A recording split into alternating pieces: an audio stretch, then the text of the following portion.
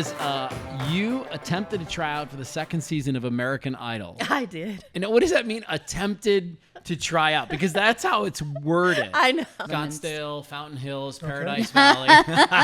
None of those places. None of those places. None of those Yeah, places. I'm joking. Oh, well, there it is. I'm saying, I didn't know that. you don't But have we're to. inside Brooklyn But Beach, but so that's we're okay. walking a fine line. That's okay. New York. This is New York, though. Yeah, you're right. Great pizza You're food. right. What's up, everybody? Welcome to our Move the Needle YouTube and podcast series. This is it, episode number 74. This is the final podcast taping for 2025. Kind of unbelievable, but believable Yeah. because, we've been just really barreling through this fall.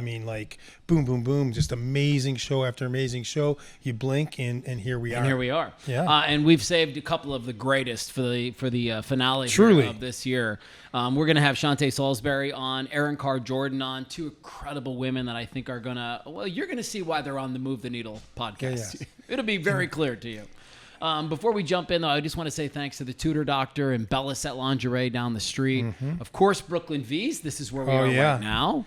And, Smelling good. Coulter Infinity. I know you're gonna. Are you in on? Oh yeah, pie I'm in after today. This 100%? I'm in today. When I don't eat lunch before my Brooklyn V's shows, 100% going to eat here. That means. And that's tonight. That's tonight. Okay, Can't super. wait. So here's what we're going to do. We're going to take a really quick break. We encourage you to watch a couple of ads from our sponsors. And more importantly, don't just watch them. Use these people. Support these people. They support us, and we'd love to send some business their way. So have a peek, and we'll see you in a sec with Shante.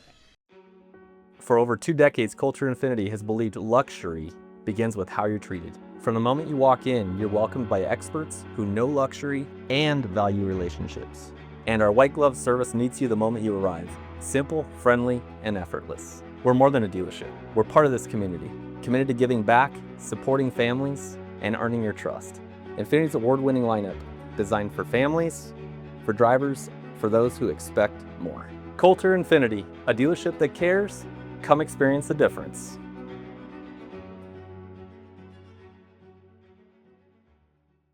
At Brooklyn V's, we bring the taste of Brooklyn right here to Arizona. Our family's been serving up real Italian food for generations, and every dish is made with love, just like Nonna used to make. From classic spaghetti and meatballs to layers of cheesy lasagna, stuffed shells, and the best New York-style pizza in town, every bite is pure Italian comfort. And if you haven't tried our world-famous cheesecake, well, you're missing out. It's been rated one of the best in the area, and once you taste it, you'll know why. So come hungry, leave happy, and enjoy a little slice of Brooklyn right here in Arizona. Well, welcome back, or welcome to our Move the Needle YouTube and podcast series. I am Matthew Blades. Steve Patz. And Shante Saulsberry's in the house. Yes. Woo! Thank Give you it so up, much man. for having me. So, this is the final taping of 2025. The folks won't be seeing this until 2026. So have we fully stepped into our 26 energy? I'm Look at walking that. in there. I'm running in there. Yeah. Here we go. Yes. I yes. met Shante. You made a post on LinkedIn today that was so sweet. And you and I met, I bet it's been 6 years, 5 years ago? 5 years ago. Is that right? Me, you, and Lloyd. That's right. Okay. And so when we met, you were kind of getting the Janice Center off the ground. Yep. And you had this great little spot in Ahwatukee where women could come and shop. And I know we're going to talk about that whole thing now, but how have you been? I've been well. Yeah? I've been well. I've done so much since we've met, and so everything's changed down to running the organization, having the boutique, running for office, and now becoming a community advocate. Okay. What do you want to talk about first? Yeah, Because I kind of want to jump into this office thing. I mean, you were a former candidate for the Arizona State House Republic. I was. And that didn't go the way you wanted it to. It did not. What did you It did learn in not. that experience? What did you learn by it not working out the first time? That honestly, I learned that politics is different, Uh-huh. and just because you don't win doesn't mean you didn't win. Okay. That's huge How so? What do you mean? because it levels you up. Ah, So it puts your name out there and gets you where you need to go. okay. So it put my name in rooms that I needed it the most. All right. And when you say you needed to go, where are you going? Where have you stepped into? Every room, if I walk in somewhere, someone knows Saulsberry. And so that is where that kind of comes into play. Running for office positions you correctly for the next run if you decide to run again. Yeah, okay. It helps you with your business. It helps you with your advocacy. So it definitely gets you out there. What were some of the exciting moments during that? I'm sure it's got I would have be. to imagine seeing your sign on every corner That of would the be street. that would be cool. So weird. Yeah. The news, the interviews. Yeah, I think it was the interviews. Honestly, I think the most interesting thing is when people pull up your background and they assume something about you. So they pull up something and judge you for who you were years ago. So when they pull up something from like when you're 25 and they're just like, were you doing this at 25? And I'm like, heck yeah, I was doing that at 25. I was like, if I didn't want it there, I would have removed it. Exactly. You got to score up. Actually, Yeah. but now the people want authentic Yeah. people in every aspect: business, Yes. politics, Yes. podcasts. Story is everything now. Yes. Yeah, The it's the real, whole the game. real story. The phoniness. It's. I think it's kind of over. I mean, it's. People are still trying. Yeah, They are trying every Still every Not day- everybody's authentic. every day, but I mean they're getting called to the carpet. yeah. That way. Is there yeah. is there another run in the future? Or is this have a part 2? I am actually taking a break. Okay. I am. Yeah. I can imagine that being a real circus. It does. Yeah. It messes with you emotionally and psychologically, so you definitely need a break. Okay. Yeah. I read something about you that I wanted to ask about, and this seems like about as appropriate time as ever. It says you attempted to try out for the 2nd season of American Idol. I did. And what does that mean? Attempted to try out, because that's how it's worded. I know. And I was like, what is that? Yeah. That was definitely something So people walk pulled up it back. as well. Season 2, Kelly Clarkson had just won. Yeah. Who was the season 2 Yeah, winner? that Do you was remember? Fantasia. Fantasia. That was Fantasia. So what does it mean? I way over my attempted head. to I try out. attempted. And so I'm from California. Okay. So I drove from San Diego to LA. Yeah. And I waited in line. And oh my God, you could not get out line. So you had to have family with you, friends or something. And I went by myself. Now it would have been nice if they would have said that earlier. So I show up and I have to use the bathroom and I'm holding it in. This is literally all night long. And of course, everybody's competitive. If you get a line, they want to move up. There's thousands of people Because there in were the line. thousands of people back Oh in the my day. God. around the block on the Man, street. Oh. there Yeah. was people with their parents, and their parents are just pushing them along and just like sing the whole time. It's like Yeah. all day, all night, and I'm like, I gotta go to the bathroom. Uh-huh. I lose my spot. Oh no. There was no mom that There's was no gonna there. save my spot, and so that hurt the most. What is the lesson from getting out of line? Bring friends. Uh-huh. Bring a You need a bring community. Peabody. You need a Peabody. Bring that or a job. I know, And him, I know. and I you was know not what? ready. You're not ready for I that. was What were not you gonna ready. sing? I don't remember. It might have been "Kissing Us" by Total or something like that. Okay. So I'm is- not sure. So is that you grow up singing? Is that you ever? I did. Okay. I From did. as a child. Steve loves to sing. Well, I'm just learning. I should say loves Yeah. to. That's maybe a little bit of stretch. I now man. I can now hear my voice without knowing what I'm doing. But I'm always intrigued by people. So you were gifted as a child. You sang in the choir. Or I how'd did. that I go? think it was more so therapeutic. Okay. So I think I sang to get away. Okay. Yeah. Start in the shower and just progress Yeah, there. definitely. Okay. Definitely wanted to move away from the shower singer though. Yeah. and where did it take you? I mean, were you like school? I was in chorus. Okay, chorus. Definitely. So I You sang had a lot. so you had a chance on. I did. You did. I did. Like I was always worship singing. music, or were like Yeah. what, No, like in the R&B. church R&B? Yeah, R&B. okay. Who's one of your Definitely. favorites? R&B. Oh man, I have so many. Come It's on. so many. Of Who you course, playing? it's always going to be Are Whitney you going back to the Houston. 90s? Whitney You go- Houston. okay, Yeah, I'm it's saying always you're going gonna back be to like the Whitney 80s. You're going back to the Houston. 80s. I love with the that. band. Yeah, it's going to be Whitney That's the Houston. R&B that I know. Actually, that's my, Yeah. my favorite. That's the Exactly. heyday, the '80s, right? Yes. And you didn't Oh, plug in I after that, love man? You said 80s. screw the 90s, screw the 2000s. Truthfully, a little bit, not as much. But I mean, look, I got Yeah. old now. I mean, what I'm saying, Yeah. I listen to my daughter. You try to be hip, but Yeah. you know It's what I'm hard. saying. At least for me. Who's doing it right now for you in 2026? Who's the R&B or man, or I who's don't the singer know. you Who's just coming love? up? I don't know, because honestly, I'm moving towards jazz. Ooh. And so I've been Everything's kind of like, changing. I know mean, everything. she's like, I'm even the music. Yeah, I'm changing. So like, yeah, I've been listening to like jazz, like slow jazz and R&B, especially on YouTube. Yeah. My dad will send me something and I'm just like, oh, I love it. And I'll start sending it to everybody else. Like, you guys got to listen to this. There you Little go. Count Yeah. Basie. Like, all That's what of I that. remember back in the Yeah, old days. Miles Yeah. Davis, Yes. Wynton Marsalis, Yes. like some of those Yep. guys who can just Yep. get Old it. school. Get Soul it done. country. I love Ooh. that. I love soul country. So Yeah, I love this for you. Okay, so when I met Shante, she had just started something called Janice's Boutique or Yep. Janice Boutique. Yep. And for those that don't know the story, I know you've shared it a million times. Who is Janice? How did you meet her? So Janice is actually the homeless woman that I met in Ahwatukee. This was during COVID. So after several attempts of trying to help this homeless woman and no one helping me, I decided to open up my own organization and name it after the woman that I had tried to help. Mm-hmm. Yeah. What do you mean I tried to help? Well, I reached out to several different organizations here in the Valley, and those organizations did not respond. I reached out to several shelters. I reached out to several churches. I wrote letters, and I reached out to leaders that she might have asked me to reach out to, and those people did not respond to me. So your response to the non-response was, I'm going to do it myself. Then I'll do it myself. What's unbelievable, I'm not going to steal your thunder. Tell everybody what's so unique about your boutique. So it was actually oh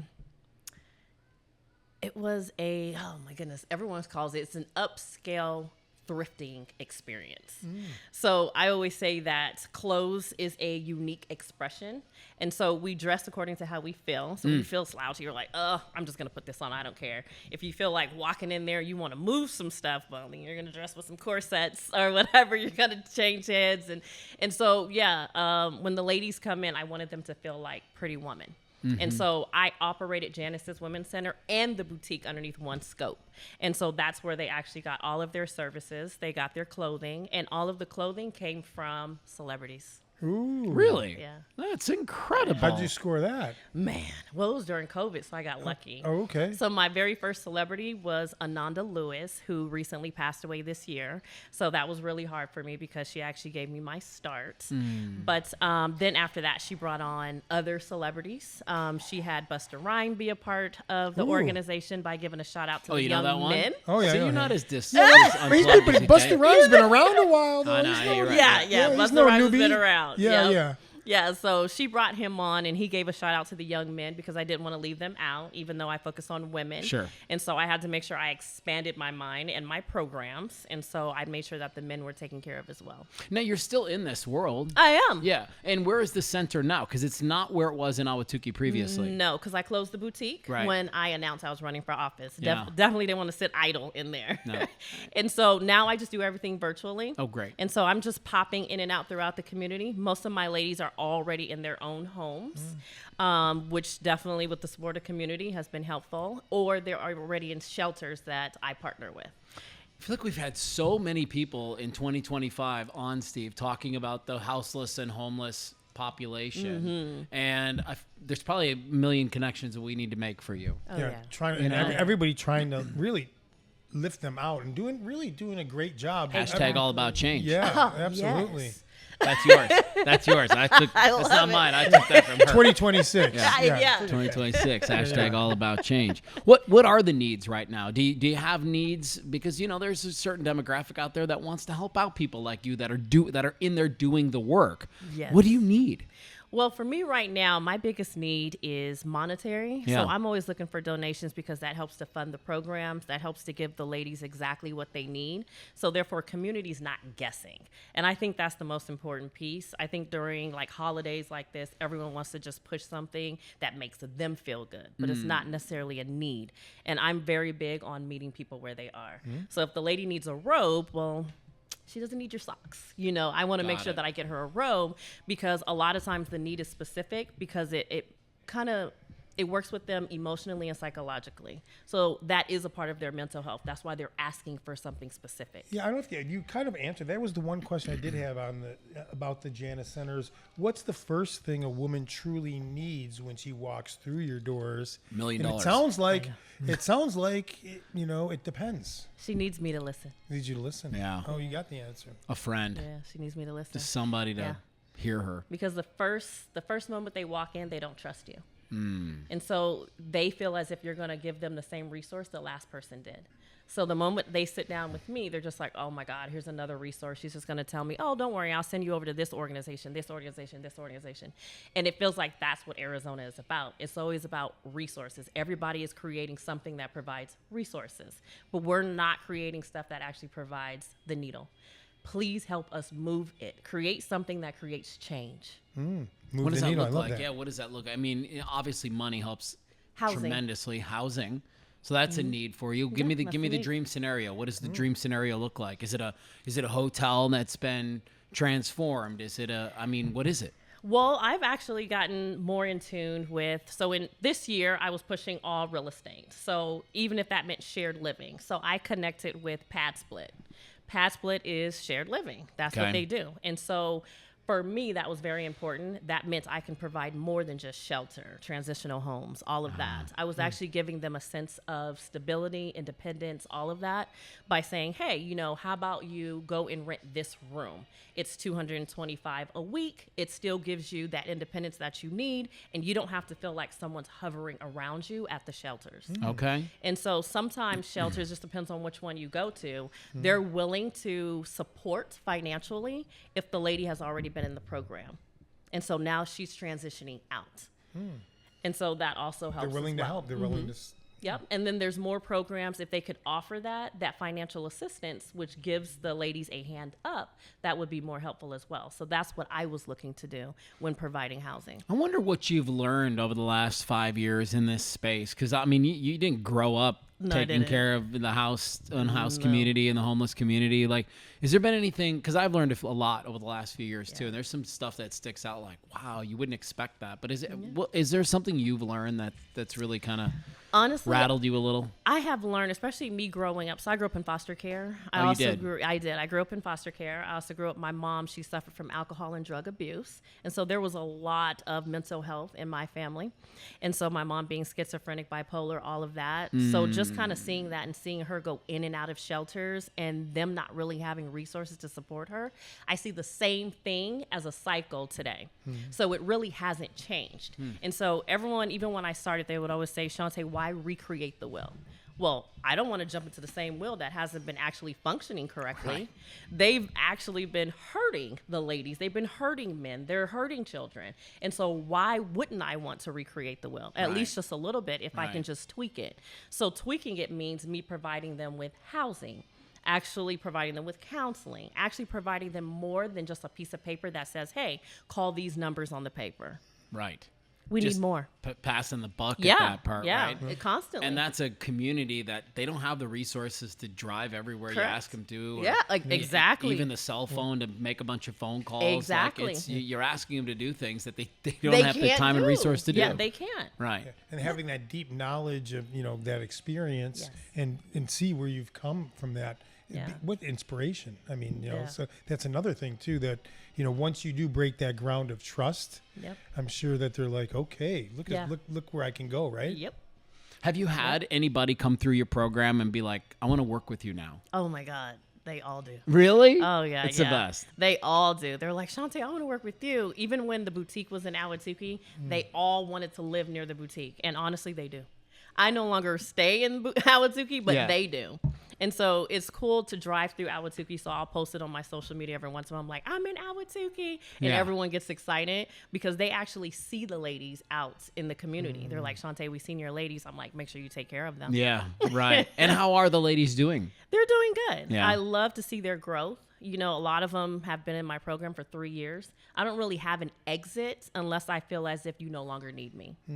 Yeah. Basically stay as a friend. I definitely do that. Right. That's Yeah. nice. I read online, we can switch gears a little bit, that you enjoy going out to eat and critiquing the culinary experience. I do. I guess you studied culinary arts in college. I did. I went to Le Cordon Bleu. Ooh. Le Cordon Bleu. Imagine that. Add that to the resume. You're right. Yeah. So give me a little bit of the background there. Like, why the culinary arts? What drew you to it? And then now, who do you love to to eat and frequent and all the things. And are you going to try Brooklyn V's? And do you know Brooklyn V's? I do not. I'm actually excited. If you like Italian food. I know. Yeah, it's New York Italian. Yeah, and actually that's my favorite. I love Italian food, Okay. more so because my professor was Italian. Ah. And so he shared so much about Italian, and I just look at things and he's always like, "Oh, Americans, they're so scary. They're so scary when it comes down to food, whether it be chicken and how we cook and how we do things. We're so finicky."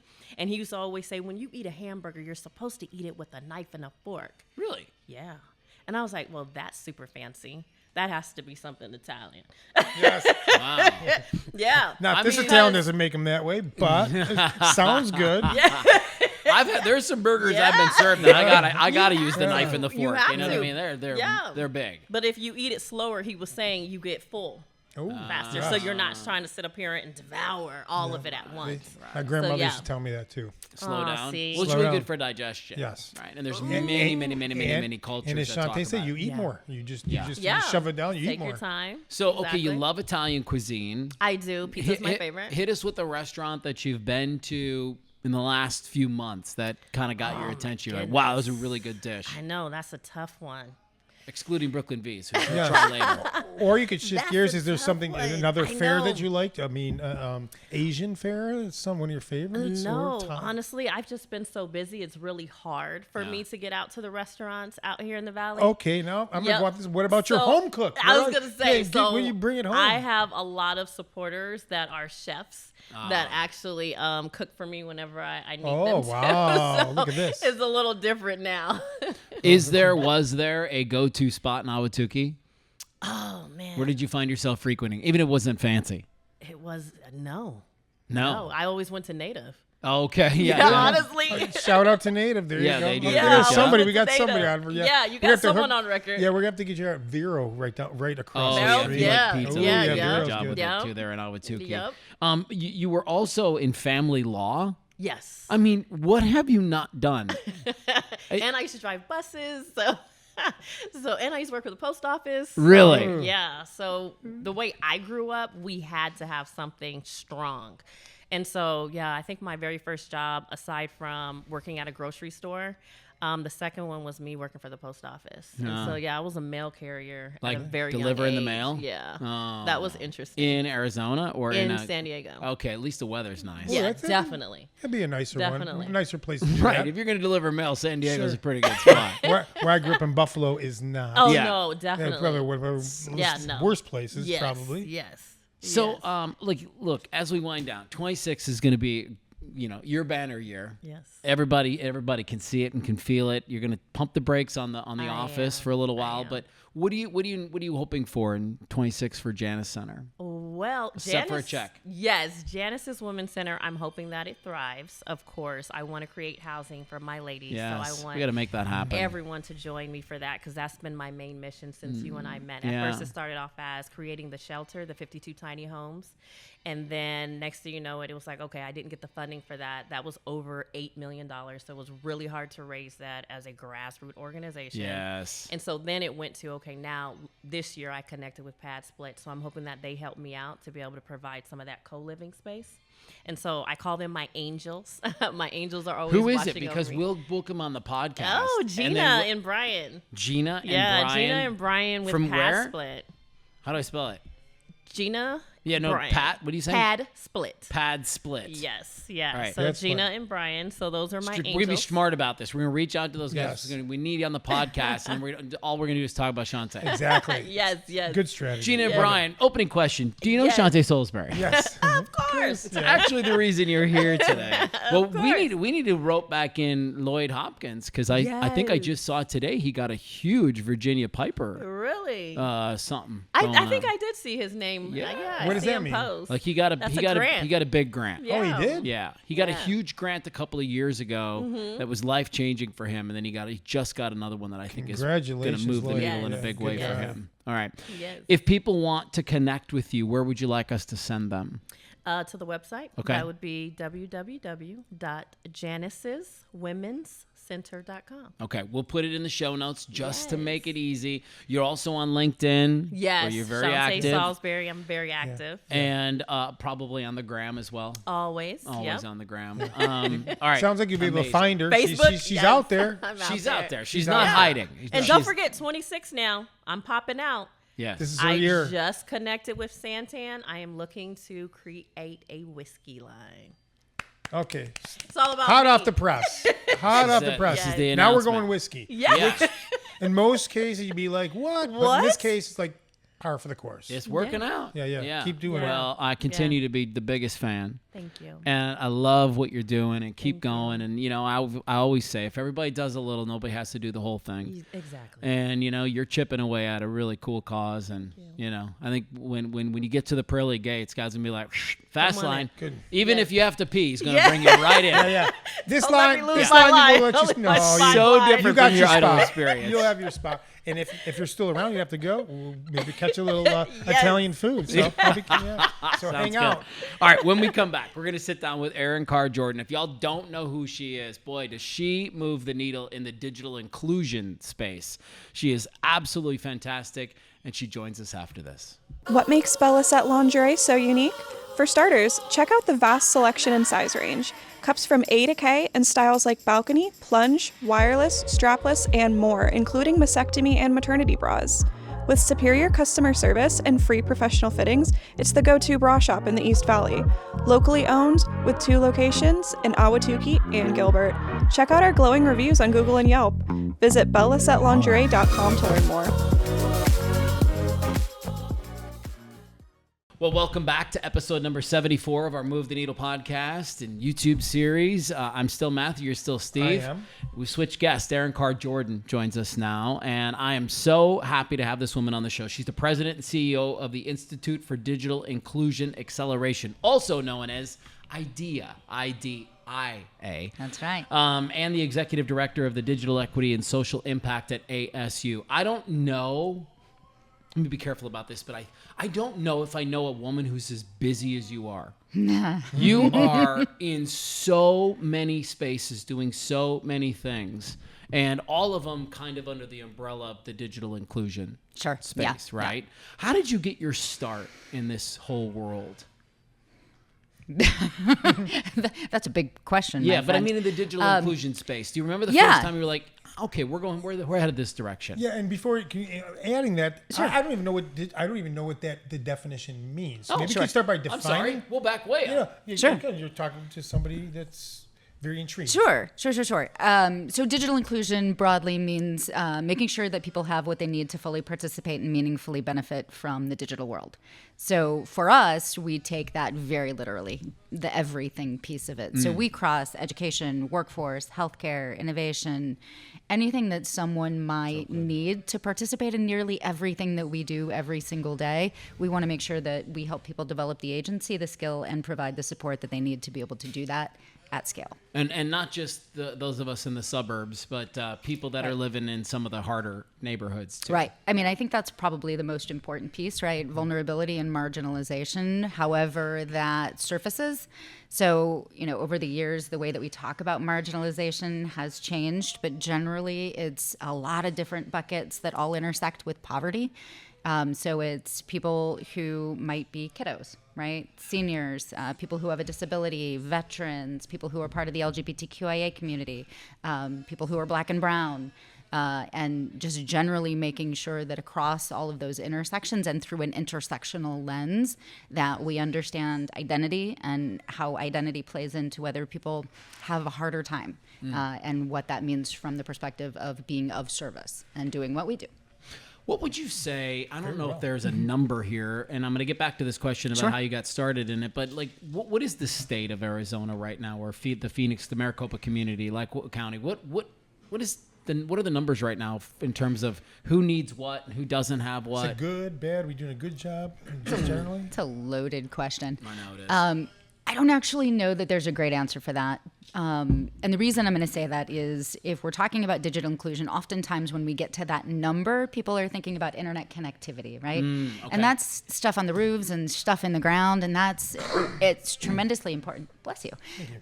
It's tremendously important, but from our lens, or at least the way that I think about it, that's the easy stuff, right? You can get enough money, and there's tons of infrastructure dollars out there right now.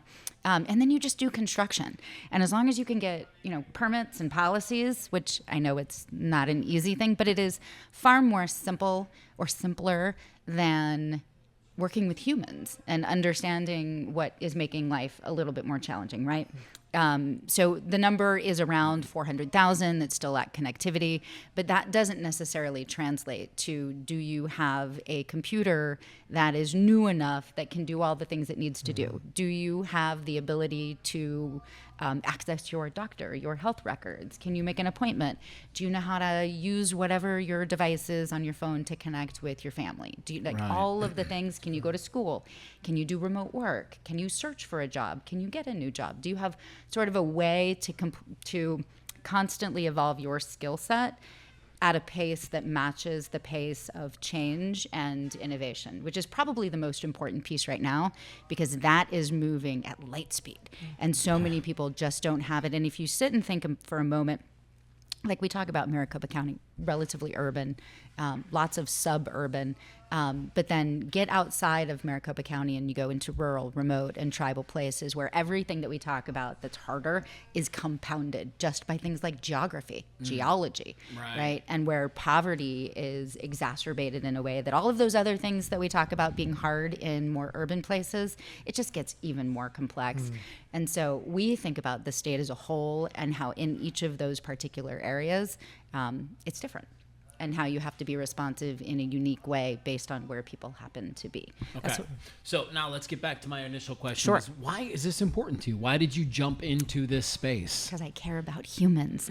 I have been working, my PhD is in educational psychology. So that's my background and training. I specialize in vulnerable populations and learning and understanding why people do what they do, right? So if you think about it, that's this. And the complexity of that lends itself to evolving with how people are learning as it relates to education, to higher education, to getting jobs, like all the things. And when I started, it was with people who had diagnoses. So I started with people who were on the spectrum or who had ADHD, and I was an academic and I was doing research and I was training people to be good teachers and to better understand how to help and support people who fell into that particular demographic, right? And I've been doing that for longer than I can remember, like 30 years now. Oh man, that's a long time. I know. I haven't thought about it. We get to an age where 30 years becomes right? the mark. That's a long time. And then that kind of, how do we support people who are vulnerable, just translated into or transitioned into trying to better understand different kinds of people. And then it moved into, for me at least, gender. So then I was working in women, gender equality and the empowerment of women and girls, and then working in race and ethnicity, and really just trying to better understand and figure out how me in the space that I am, looking the way that I can do, or the way that I do, how I can use my power and my privilege to support people who might not have a voice. And so that has sort of just been the common thing and theme, and that's under the social impact umbrella, right? So that's the work that I have done forever and ever. And then as technology emerges, the need to add a digital component or for digital or technology to be woven across it becomes even more important. That's how I got into the space of digital inclusion, because I was already working in spaces of inclusion and empowerment, and technology has to be at the forefront because of the time and space we're living in. Yeah, I just think about like how many times a day do I pick up my device, which is connected to the internet, so that I can get the information that I want. And I mean, imagine for just a moment that you have zero access to the internet. In 2026, what would you do? I mean, how would you apply for a job? How would you pay a bill? How would you check your bank balance? How would you connect with your friends? Yeah.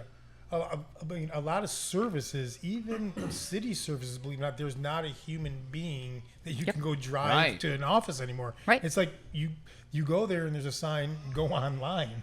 Right. I mean, Absolutely. Really, Well, to your point, it's become a necessity. You have to have it. It's a necessity. Like it, Yeah. Yeah. And then that's, you and I kind of came into the similar space because, and going back to Lloyd Hopkins, who we were talking about in our first interview, when him and I started Title I Tech, that was why we started it, was because at the beginning of the pandemic, there were tons and tons of kids that weren't connected to their teachers. Yep. And overnight, learning went online.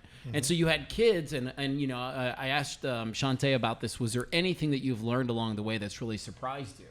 And so I'll ask you that question, but I'll tell you what surprised me was that kids could be in school, connected to their teachers. They could live in an apartment across the street, and they wouldn't have cell service, or they wouldn't have a signal to be able to plug into the internet. Yep.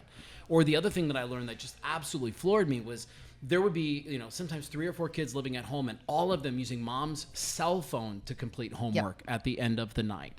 So what have you learned in this space that's kind of surprised you?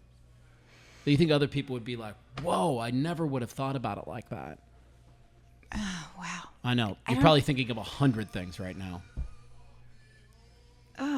That's really because nothing surprises me anymore. I think things devastate me Okay. still. Some of the stories that we hear, they just crush you. And I think that, okay, so that's what surprises me, that it can still be so hard for so many folks, that it's the difference. You can't access the ability to understand your lease as somebody who's renting a home. Your landlord rents the home out from under you. You have no way to understand whether they can do that. You lose your home, all of a sudden you're homeless. Right? And now you're down at the shelter. Right. And you don't know how to get online to search for whether there are apartments that are available. So, like, that kind of cycle and how quickly it can happen, and the lack of investment in that. Because it sounds like it's a slippery slope. Like Yeah. the moment you get on there, it's like you can just have the whole thing Sure, taken out absolutely. from you. Yeah. Yeah. And so I will. I'm going to answer it in a way that I know is going to be divisive, not because I want to be divisive, but because it is the thing that is surprising me in this moment. That what I think of, and what the entire community that now for 30 plus years has thought of as human decency, as community building, as support for people who have less than others. It is a push, right? It is a, how do we lock arms and move this forward together? That has been the way that we do it. That's how you move mountains, right? That there seems to be disinterest in that people are okay, and I'm getting broad sweeping strokes, right? Sure. People are okay with people suffering. That surprises me, because I can't wrap my head around that. I can't wrap my head around how you look at people around you, regardless of what they look like, sound like, anything, and you're just fine with the fact that their life is not great, and that things are going poorly, and that children, that seniors, that veterans, that all of those things that we seem to have a common push and common momentum in what I thought was the right direction, not what I thought, what is the right direction, that there has been a retreat from that, and that there's a groundswell in the opposite direction. That to me is very surprising, particularly knowing that all of the things that we do, like you just described the story perfectly. Imagine all of the things that you couldn't do if you didn't have access to the internet, that you didn't have access to all of these skills, tools, resources, all of those things, right? I can't imagine a push where we're not moving in the direction of making sure everyone can do that. The economic impact of that is positive, like for local, all of the kinds of government. It's social impact, it's economic impact, it's betterment for everyone. So that makes me scratch my head. I'm going to give just a little ray hope. Again, this is not my arena. Sure. So in my little bubble of move the needle, I've been actually quite impressed, maybe because I'm not as exposed, of people who are interested. So I'm not butting up against you quite a bit, but I am pushing back a little bit about maybe you have to look a little harder. But on this, I mean, every week we are literally people sitting in that seat that are trying to do what you're doing. Maybe it's just not as public. I don't have the answer, but by the way, I hear you. Me personally, seeing the struggles of others, but I've decided personally I get involved. I jump in the fight. Absolutely. And so I don't know. Again, like I just wanted to bring that up as maybe like a little positive spin on things. Oh yeah. Then there's no shortage of good, positive people at all. There are wonderful people everywhere. The challenge, that's a lot of music. It's a lot of music, yeah. I think the challenge is, okay, so there's great, wonderful, kind people, right? And there was a movement in the direction of let's make sure that all of this is funded, right? And I think that's the thing that has changed. And like I wouldn't know anything about that. Right. Something like Because you guys are in policy every single day. And we can get people in the door, volunteers, we can get, staff. We have a ton of wonderful people, but you have to be able to pay them. And you have to be able to support the purchase of the things that you need. You have to have programming. You have to have, sort of all of the things that buttress it. You have to have, and that is the thing that is moving. And I think the people who were out front and center that were knocking down doors to make sure everyone got what they needed, some of those people are not knocking the way that they used to. Got it. That makes perfect sense. Well, you are, right? Got it. I mean, make no mistake about it. You are getting things done. Yeah, absolutely and, we are. You just got back from Flagstaff where you're going to put another hive. Let's spend a few minutes talking about these hives. They're so unbelievable. I had an opportunity to visit a hive. And a word I don't know again. She's going to tell you what it is here in a sec. So, and I couldn't, well, I shouldn't say I couldn't believe it. It's you. Of course I could believe what you had made. But, I mean, gutting out these RVs and turning them into information centers is tremendous. So talk to us about the hive. Let Steve know what it is and how many you've got now and what you're trying to do with them, because this is pretty positive stuff here. Thank you. I really appreciate that. So the Hive, think of it like a modern technology and learning and resource center. We have 8 of them around Arizona right now. Most of them in the valley. One of them Scottsdale, Fountain Hills, Paradise Valley. None of those places. None of those places. None of those I'm places. joking. We're in the highest poverty areas, right? Okay. So we decide where to go based on where there is persistent poverty and where there are broadband challenges. So places where people lack access to the internet almost always because of affordability and also because it doesn't actually make it to their door. So we stand up those physical spaces in collaboration with local government, typically, or a school district. Usually they're about 1,500 to 2,000 square feet, and inside of them, people can do all of the cool stuff. We call them places that spark wonder. So you can learn to use a computer, right? The regular stuff that you think of, but you can also learn to podcast. You can edit, script write, storytell, do videography, digital photography, robotics, coding, AR, AI, VR, like all the cool stuff. Or just take a meeting with your doctor online. Exactly. Right? Like exactly. the basic stuff, too. The basic stuff. And what do these look like? They look like a living room. Okay. Really intentionally, we wanted people to feel comfortable. We wanted people to walk in the door and breathe, like this is for me, because it is designed with community. Every space that we go, the community helps us to co-create it to make sure it looks and feels and sounds like what they want it to. We never go into a space thinking we know more than the community. That would be disingenuous and absurd, so we don't do it.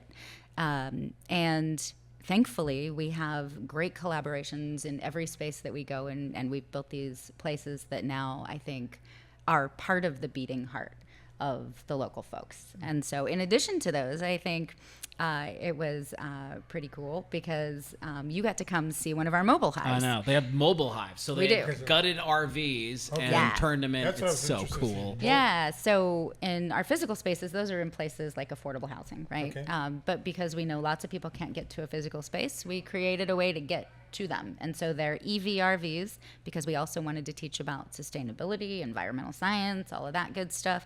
So they're electric, powered by solar, and they do everything that we do in our physical spaces, Wow. and they take it right out into the community, plus we have satellite. So all of the internet, all of the things, we bring it directly to the community. And since 2024 January, we have served a total of 113,000 Arizonans. Wow. Big number. Amazing. When you consider 400,000 disconnected, Yes. this is a massive. Chipping away. It's 25%. Chipping away. I love that. Yeah, Yes. well, and that's we will get there. That's the gig. Yeah. Right. What's been the biggest? Is there an obstacle that you're facing right now that you can share with us that maybe, I don't know, maybe somebody in our community can help you overcome? Sure. I mean, I think the biggest obstacle, that's a word, Yeah. obstacle is that... I like popsicles too. Right? Me too. Now I'm hungry.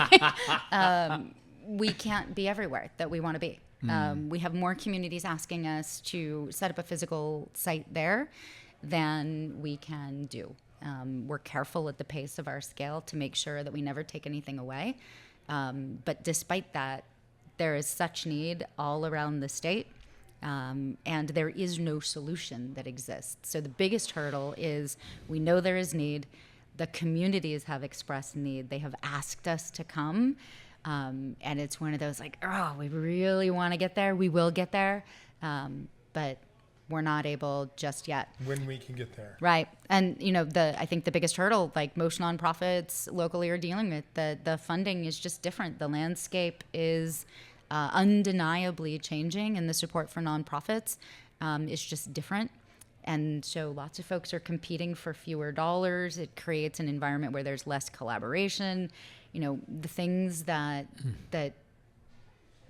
we love to do as nonprofits who serve vulnerable populations, like we work together. That's when things go best, or you know, when the outcomes are substantially increased and the pace at which we get there is accelerated.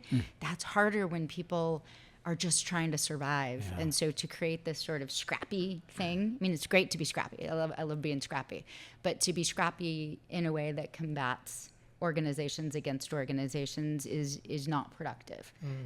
So we don't participate in that part of it. Right.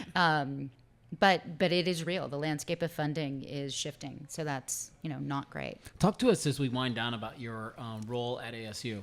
Sure. I'm the Executive Director of Digital Equity and Social Impact at Enterprise Technology, which is a very similar part of the university. It makes sure that all of the tech needs across the university are met. So I work on projects that focus on the very, very similar stuff to what we do out in the community, but across the institution. Okay. Which is great. So what does that mean, day in and day out, or is it not a day in and day out? So it's job? it's not in a day in day in day out right now, because I'm on secondment to run the institute. But generally speaking, and right now our focus is where are there opportunities to collaborate on research. Part of what we do at IDEA is become an incubator for organizations who have a proven model that's impactful and efficacious. So it's been tested in a way that now, if it can reach the community, we can better understand whether it works. So being part of a research institution and working alongside a research institution is certainly helpful. We do that too with NAU and with U of A and with the community colleges. But being part of ASU, I think, makes it a little bit different. Well, it's just a juggernaut of a school. It is a juggernaut. Juggernaut of a school. Yeah. And Crow's done a great job. My kid goes there now. Yeah. Your kid goes there, and it's just. We did the tour. We did the state tour. We did NAU, U of A, Yeah. ASU, and I can tell you unequivocally, we walked into the ASU campus. It was like, this is different. Yeah. Everything about this place is different, and It's in a good way. Amazing ASU is university. jacked up right now. Man, I mean, are it's they ever. everything. I mean, Right. the buildings, everything, Yeah. technology. Yep. My son's Everything. pissed they're taking away all the partying, right? Yeah, right. I'm like, buddy, that's actually not why parents pay to send their kids to school. He's like, I know, but it sucks. And okay, Let me all trust you. right. I've got of course a daughter as well in that same age bracket. They're still finding ways to party. They always There's will. no Right, shortage right, of partying at ASU. Yeah, it doesn't Yeah. exist. Well, it's great to see you as always. Can I give her one Yeah, you one got question? the One home run before- question. I Let's got go. a home run go. question, but along the lines she's kind of talking about what's something that looks like progress but actually isn't. No. I know she'd like that one. I know. What came to mind just then? Unfiltered, Aaron. So it is. So I will answer the question to the best of my ability. It is progress, right? There is $1 billion that is coming into Arizona for infrastructure. That is absolutely progress. It is coming in? It is coming in, yes. Good to know. Arizona Commerce Authority and the governor's office did an incredible job of Check, stamp. Exactly, of shepherding these dollars into the state. So I think those dollars hit the streets 2026, early 2026, and it's been many years in the making. So that is positive. The thing that is not as positive is that there was supposed to be a complimentary bucket of dollars that was dedicated to all the human stuff, and those were rescinded. And so, again, going back to that idea that it's great to put stuff on the roofs and stuff in the ground and make sure people have access to the internet. But at the end of the day, if you're not doing the things that people need, like actual human needs, people will kill me for saying this, all you're doing is turning a light switch on. And a switch doesn't mean that people can actually use it. And it doesn't help people develop the agency and the comfort and confidence that they need to do all of these things, right? There's more to it. Right. And we want people to be inspired.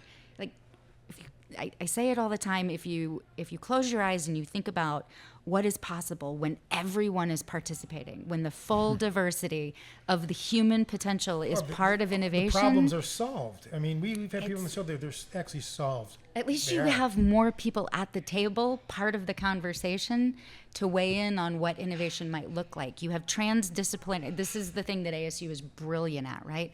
You have transdisciplinary collaboration for future building. And if a massive swath of the population isn't even able to get to the table, doesn't know where the table is, doesn't have a way to get to the neighborhood where the table is, then all of that is lost. And that is missed opportunity. And that is an impact negatively to the economy. So everyone suffers. Well, unless we can bring those people along, that we won't be together, to your point. Right, absolutely. We won't be cohesive. 100%. There it is. And there's leaders in there, right? Right, those are the leaders. Those are the trainers of models. Those are the builders of ecosystems. Those are the creators, the innovators. That's, it's bring along, but then get out of the way and let all people have the opportunity to lead and build and do and create. And that's the thing that we ought to think twice about, not missing out on for everyone, because therein lies the brilliance. Didn't I tell you a couple of great women on the show Love it. today? Yes. She has been featured on CNN, MSNBC, ABC, New York Times, Chicago Tribune, LA Times, and add to the list, Move the Needle, Yes. YouTube and Oh, podcast yeah. And probably every other Arizona outlet, yeah. for sure. Doc, thank you. Thank you so much. Yeah, you're I just a appreciate special it. person, and Arizona's better for having people like you and Shante in it. There's no question about it. I like being in her company. Thanks Yeah, so much yeah. for including me. Pleasure to meet you. You did a great job of really explaining a lot to me and the audience. Because now you want to go see a Hive Center, don't you? Well, I mean, of course, but Yes. really defining things. You did a really, really great job of getting the detail. Sometimes you. you were a little up here. You were Yeah. right in. Aaron's in the Thank weeds. you. I appreciate it. All right. Aaron's in the weeds. Here's what we're going to do. We're going to take a really quick break, and when we come back, we are going to present to you guys the most watched segment of 2025. So we went back in, we kind of calibrated the numbers a little bit, and what you will see next was the most viewed show that we had in an entire year. Exciting. They were all. I mean, listen, it wasn't easy. There's a few right neck and neck. But yes, This will be the one. This will be the one. Yes. Pins and And needles. before we do that, we'll say thanks again to the Tutor Doctor, Bella Set Lingerie, Brooklyn V's, where we are right now, and of course, Coulter Infinity, our newest sponsor here at the Move the Needle YouTube and podcast series. And one more thank you to Yes, Aaron and thank you. Shante for stopping by today. And Thanks, thanks guys. so much. Until next year. Until next year. See everybody then. Hi, I'm Kim Selchin, owner of Tutor Doctor of Advocacy, Chandler, and Gilbert. We understand every student is unique, which is why we meet them where they feel most at ease, whether online, at home, or in a public space.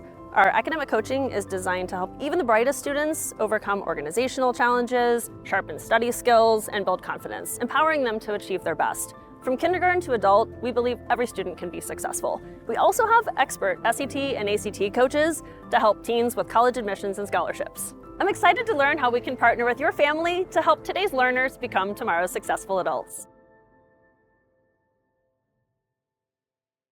Well, this is it. Segment number 3 of our Move the Needle podcast. We're sitting down with a chef now. And how fitting it is, because we're almost wrapped up. I'm getting ready for dinner. That's what I do here every time Brooklyn V's. Okay. After the show, grab Now, a bite. is it Nick Farrar Far away. Just far away. That's Nick it. Far away. Yep. He's a man of many different talents. He serves as a consultant. He's helped some people launch their restaurants and their menus.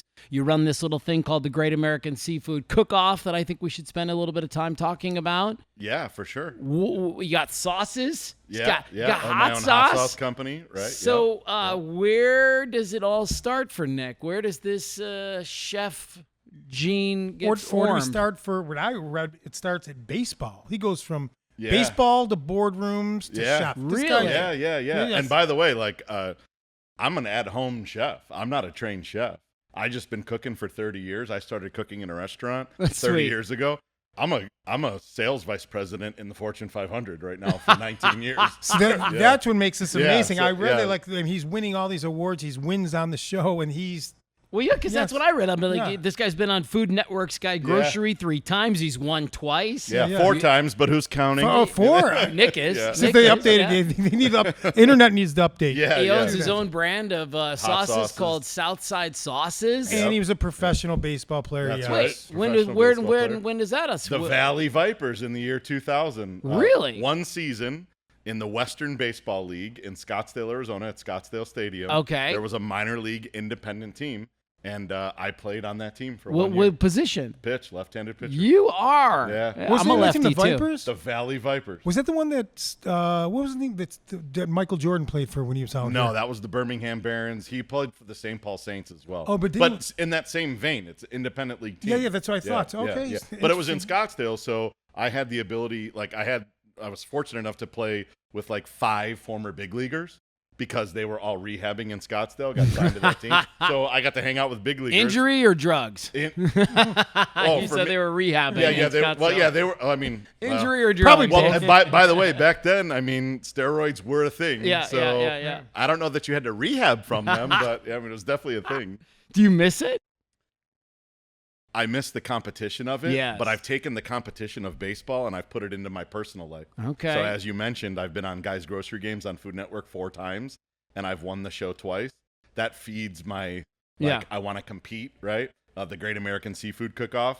I'm a participant in that in New Orleans. I have been for the last 4 years. That feeds like my soul of competition. So although I miss baseball, I think once you're an athlete, you just kind of figure out where to compete, Yes. right? And so I'm in sales. I have been for 25 years in corporate America. You compete every day for a sale. I compete with food competitions now. So anything that kind of like drives me to compete is where I want to be. I want to ask him a question quick, okay? And I want you to think about this. Maybe you've done this before, but so you're in the sales world, right? Yeah. You just said this 20 years you've been doing this sales world. Using the analogy of baseball, how is selling a lot like facing a batter 90 feet away? 60 feet away, but 60 the bases are 90 Yeah, feet. 90 feet is the bases, Okay, but so- 60 feet 6 inches. How are How I mean, is selling to yeah, somebody yeah, a so, lot like like, facing a batter? I mean, it's going to be a little bit cutthroat, but I have to win that battle, right? Now, the way that I sell, though, is relationship selling. I'm not going to sell you something unless I think it's the right thing for your business. Mm-hmm. And so I don't necessarily have to win in that, right? But if I'm pitching something, my point of view and what I'm trying to convey in a pitch is ultimately like, I want to throw this ball there, Right. and you're going to swing and miss, right? Or I'm trying to induce a ground ball. So I'm really trying to, from my point of view, I'm trying to steer the conversation, just like I'm trying to steer that pitch. Probably one of Brilliantly those said, those man. really slow sliders, so he could bomb it over the fence and hit a home run, and then you got a connection, right? Well, I mean, I don't want the guy to bomb it over the fence Well, if I'm the pitcher. no, but you're selling. It's a business sales point, so you want him to feel good. You don't want to strike him out. Yeah. Think so- about that. Okay, yeah. concept. So turn that on its head. Yeah, If the that's what I'm customer was the batter, I want to lay a softball in there. That's what right? I was Right. saying. Yeah, so, Or a softball or a okay. slow hanging. 60 a slow, miles an hour, What do they right call down those? the A middle. slow hanging curves. I'll buy it. But yeah, a batting practice fastball is the easiest. Yeah. And by the way, the reason why I didn't play baseball after that one summer is because I probably threw too many of those batting practice fastballs that got deposited. Yeah. And so Really? I realized pretty quick, like I thought I was good in college. I played for 4 years in college and, led the league in this. Where'd and you all play? conference Which that. one? I played 2 years at Scottsdale Community College and Yeah. then 2 years at the University of New Orleans. The Artichokes. In Louisiana, the Artichokes. And then I went to the University of New Orleans in Louisiana. And, you think you're good and then you get signed to an independent pro team with a bunch of, former big leaguers. Oh, yeah. And then you realize real quick, you ain't that good. No. So No, I learned that quick. There's a reason they're the top 1%. Yes. How fast, just to, then we can put the baseball to bed, but how fast were those fastballs back in your heyday, brother? Yeah, once I say this answer, you'll know why it was over for me. 88 was about as hard as it got. Still so hard. Yeah. Like, I encourage everybody to go to the state fair, and they always have that ball machine where you can throw a pitch, and even the fastest guys are only throwing in the 60s. Some are hitting the 70s. If that. But I always tell people this. I always say, when you see something on TV, it looks easy, right? A golfer hitting a golf ball. Yeah, that's easy, whatever. What I say is, me right now at 48 years old, 30 pounds overweight, try to play catch with me. You can't even play catch with me. Really? Right? Yeah, you Oh, cannot. no, you can't. Yeah, you can't play catch with me. I can make the ball do things that you are not ready for. You'll break your nose, right? Yeah. And so try to play catch with a professional baseball player, even after past their prime like I am. If you didn't grow up playing baseball, you cannot play catch with a big leaguer. That's how hard it is. Oh, my God, I want to try. Come on, you've had to skate around with it. Haven't you been the coach with ex-hockey players and any of the charities getting a chance to do that? For sure, I played with all the pros. Well, because you see that when they're skating, they're just the they're 50 just and torn. they're still moving like butter. If they take a shot, you better get out of the way, That's right? I mean, yeah, you know, yeah. You'll leave without a shin. Yeah. Well, that's cool, man. That sets you up. You have to admit, like, having that sports background, whether you know it or not, sets you up really nicely, at least mentally, right? To persevere, overcome, not take things personally. Dig. No offense to high school or college, but the number one predictor of success for me, my athletic background. Yeah. No, 100%. Yeah. How to be a teammate, how to how to manage different personalities, how to compete, how to win, how to lose, which I think a lot of kids don't know how to lose because you just take the kid from one club team to another club team to another club team. You got to learn how to lose in life just like you learn how to win. There it is. Been my number one predictor of success. Yeah, I know recently you launched a TikTok page. This seems like an interesting sidebar for you, but the South Chicago chef is where you can find him on the TikTok. You've got a big following in a very short time. What are you doing on the page to grow followers? Just being real. So I think as sports, it was a predictor of my success. Then once you get into corporate America or you get into these competitions, being authentic. Yeah. So my daughter said to me, and she's 20 years old now, but this was several years ago when I started my TikTok page. She's like, Dad, you're pretty funny when you cook and you're doing all this Food Network stuff now. You need a TikTok page and just show people what real life looks like, making dinner every day or going to a restaurant and what you're trying. And so I just try to be authentic. I don't write a script. I don't say, we're going to do this, and this. I just go. She'll film me, I'll cook it, and then you never know. On TikTok, one can go viral, and then next thing you know, I mean, I don't have a big following, but 26,000 followers for a corporate schlup, that's not too bad. Not right? Pretty bad. good. Yeah. Pretty good. Not too bad. So this For a Viper. Yeah, for a Valley Viper. so I think I know the answer to this because you just talked about the athletics and what that's meant to you. But like when you're competing there, standing there in New Orleans with an hour on the clock, do you hear the crowd, the judges, or is that silenced out when you're competing? Is it just the Chicago when you're saying like, just get this done? Yeah, is that so the athlete? You're referencing the Great American Seafood Cook-Off where you get an hour. That one is easy because I get to bring my brother-in-law and he's my sous chef. Oh. And we get to practice the recipe. Oh, okay. And we get to have the ingredients. The real question that you should be asking is when you go on the Food Network and there's a million more lights than what's in here and there's a million more audio, boom mics, and Guy Fieri, who's the biggest star in the history of food, is standing in front of you, guy that I idolize, and he says, you can't shop in aisle 5. You have to fry something. You have 30 minutes in a grocery store that you've never cooked in, cook on equipment that you've never cooked with utensils that you've never used before, pots and pans that you have no idea what they are. You have 30 minutes to cook, to shop, cook, plate, and present to 4 Michelin-type judges in this place that you've never been. Go. Okay. That's hard. Okay. That's hard. Okay, Yeah. Again, like the question, was it the athletics? Was it like the concentration? Was there any noise? Were you so focused? Gas. It's Gas. like throwing gas on a fire. It's like when my heart starts going and I can feel myself getting into this mode when he says, you can't shop in aisle 5. You did it. And you get into this thing where I blocked out the cameras. I blocked out the boom mics. I figured that. I blocked everything out. And it was like, this is my mission that I have to do. Now, he will also come up from behind you, Guy, right, as the host of the show.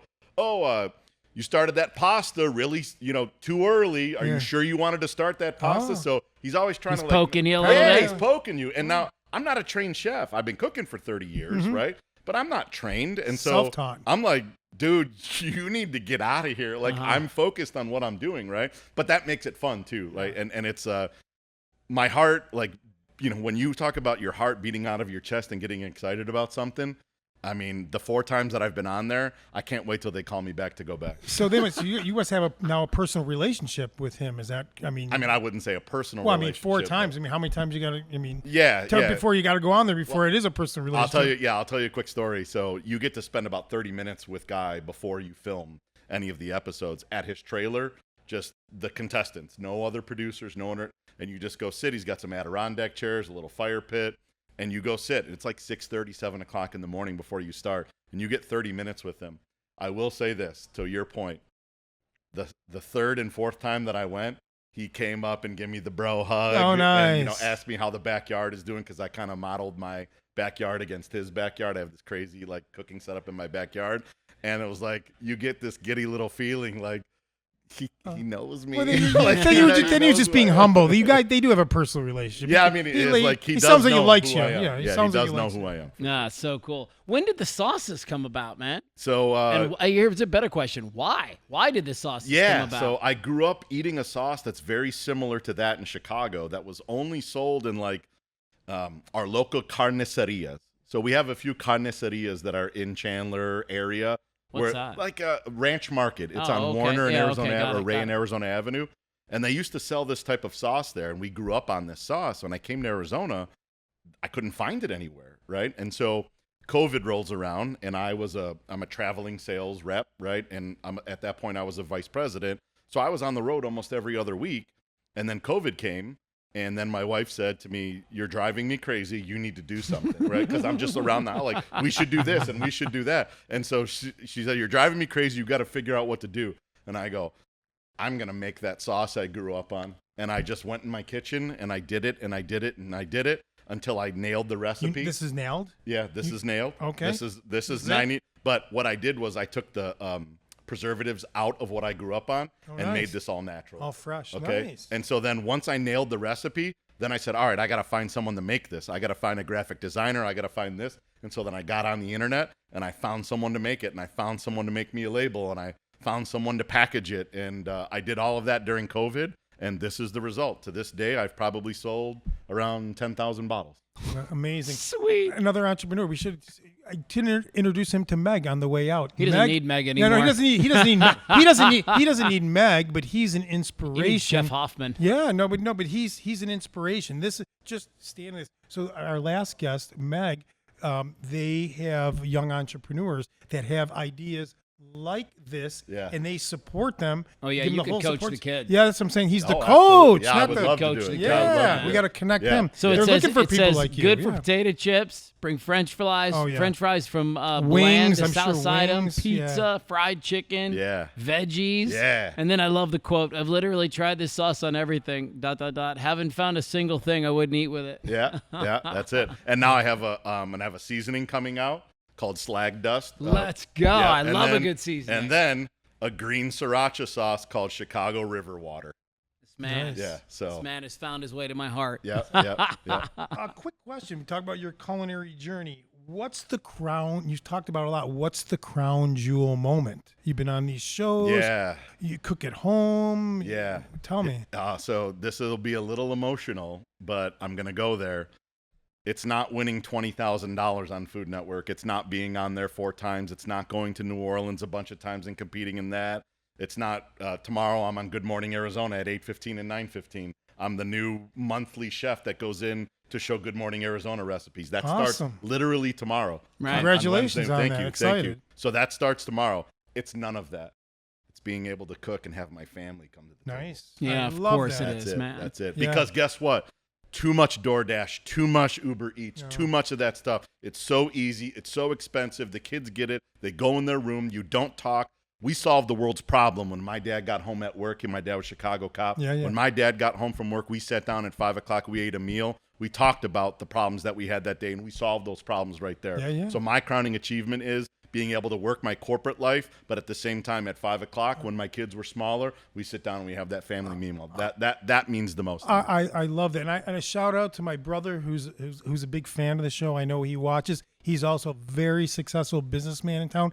He comes home early from work at least 3 times a week, 4 o'clock, and cooks dinner for his family, just because he's just an okay cook. He just enjoys it. Yes.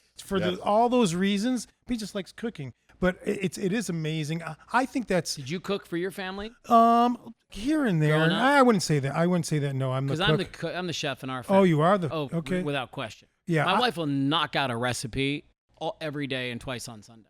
But I'm the kind of guy who's like, I don't know, I'm going to give me this, give me that, and then I'll just go in and Interesting. kind of make something Okay, happen. so my wife's the same exact thing. She will cook, but she needs, like, you have a paper in front of you. Yeah. This much of this, Yeah. this much of that. She needs that. I get done with work around 4:30, and I didn't plan anything.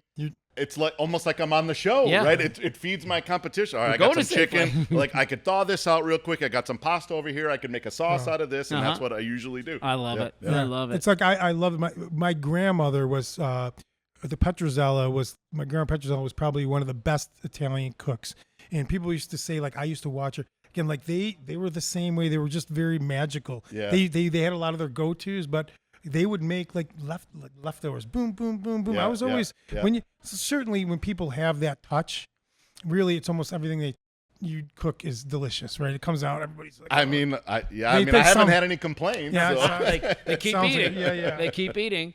You got any more softball questions? Okay, so I got one. Okay, good. Okay, you ready for this one? Yeah. And then I got a softball too. If the Academy Awards gave you a trophy for the best home cooked dish, what recipe of yours would take the gold? Ooh.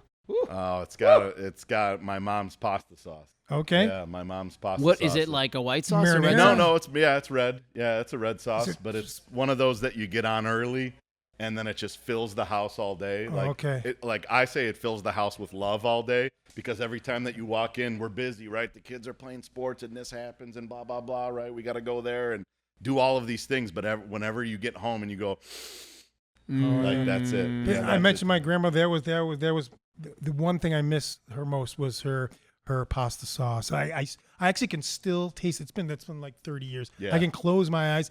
People have tried to match it. They've come close, but they didn't nail it. And so, what do you have a secret ingredient that you could share that you put in? No, I mean it's like, with the internet, is anything a secret Right. now? Like, Yeah, go right. to TikTok and just type in Sunday gravy. Well, here's what I'm saying, Nick. You know, my grandmother's she calls it a secret. Why everybody loved it? They loved it. It was a little spicier, black pepper. And she went. I mean, when I say she went heavy on the black pepper, Okay. folks out there, she went heavy on the black pepper, and everybody thought it was like, what, is she putting hot peppers in there? It had a little zing, but everybody loved it. That was her. That's what I'm saying. Like, not really a secret. Yeah. So But just, I would say that the secret is time. time just They're making like, sure. because of the rush world that we live in and the instant gratification of the internet, Yeah. we want it to be done like this, right? Right. But when you make a good sauce, You gotta start in the time morning, is the yeah. secret ingredient. Yeah. Okay. All right. There's been a couple of really big Chicago restaurants that have started to scale on a national level. Mm-hmm. 2 of them open up down the street, and you can only go to one. Are you driving into the parking lot of Lou Malnati's or Portillo's? Wow. That's a great question. The answer is 100% not Lou Malnati's. No. No, I am driving into Portillo's. Give me a combo, a sausage beef combo dipped Yeah. with a side of fries and a Diet Coke. Portillo's 100% of the time now. But pizza, Yeah. I'm not affiliated with them in any way, shape, or form. Okay. But on Fridays, if you ever want to meet me, I'm at Vero Pizza Vero! on Williams Field and Val Vista. Lou Malnati's, I love you. Gino's East, I love you. I'm sorry. No, it's okay. Chicago, I'm sorry. Vero Pizza, which used to be Buddy's. Nick, Vero is one of the sponsors of this show. Oh, well, there it is. I'm saying I didn't know you that. don't But have we're to. inside Brooklyn But, Beach, but so that's we're okay. walking a fine line. That's okay. New York. This is New York, though. Yeah, you're right. Great pizza You're for right. New York. Brooklyn Great pizza. V's. Yeah. Brooklyn V's is a sponsor of our Good Gilbert point, good shows. point. Vero is our sponsor of our Awatuki and Tempe shows. I think Vero Pizza is the best The pizza best. on planet So- Earth. It's not even close. So Yeah. and Vero is from To me. Vero is from Me as Chicago. well. You left them out. I was trying to like interrupt you. I'm like, Vero. Yes. Throwing the I didn't friggin- realize they were from Yes, Chicago. originally from Yes. Chicago. Okay. Yes. All right. Well, Lou Malnati's, you have to give me that. They've been around Yeah, a little we'll bit get longer. Yeah, but guess what? They closed the one on Velvista and Pecos. No, they're not. Gone. No more Lou Malnati's. Going to Vero at 6 o'clock on Friday night. That's it. Let's You hit can't Vero. sit. You can't sit. That's how what it is at our I'm location. I'm too. at Vero every Friday if I'm in town at 5 o'clock. Hey, Alex, you see him? Call the rest of your franchisees. Get them all on board. He's our Seriously. spokesman. I should be the spokesman. I'll make Vero. a TikTok video And for this it. guy's for real. Yeah. So good, it. man. Yeah. So good. That makes me so happy. Well, good luck to you, man. Appreciate Yes. it. And all the great stuff A moving lot of fun. forward. A lot of Thank fun. you. And Thank you. we'll look forward to your 5th return to the coming Food soon. Network. You think? it? Yeah. I've been in contact with the producer about doing a home barbecue summer Ooh. series or a fall series. So Will we'll you see. use the sauce? I'll bring it Okay. if they'll let me put it on TV. I'll bring it. All right. Thank you. Where Nick. can you find Really the sauce? Appreciate that. Can you buy the sauce? Is You it could online? just you could message me on Instagram or TikTok. South Chicago there you Chef go. on both. Yep. Okay, All great. right, we'll Yep. put that in the show notes. Thanks again to Princess and to Meg and, of course, Nick for being our guests this week on our Move the Needle podcast. Thanks to Brooklyn Great V's show. for hosting us. Best New York-style pizza. Yes. I would say And very good. cheesecake. Very yeah, good. Yeah. And then, of course, Bella Set, Tutor Doctor. Good people. Love them all. Yeah, love them all.